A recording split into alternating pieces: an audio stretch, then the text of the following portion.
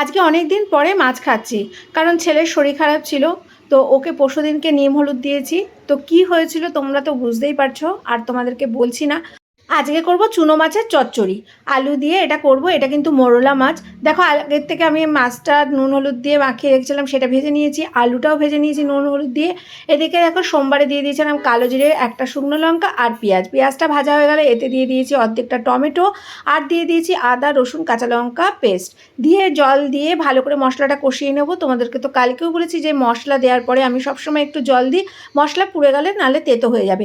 তারপরে এতে ধনের গুঁড়ো, জিরের গুঁড়ো, কাশ্মীরি লঙ্কার গুঁড়ো, হলুদ গুঁড়ো আর স্বাদ মতো নুন দিয়ে ভালো করে কিন্তু কষিয়ে নেবো। যতক্ষণ না মশলা থেকে তেল ছাড়ছে ততক্ষণ আমি কিন্তু কষিয়ে নেবো। আর এতে দেবো আমি সামান্য চিনি।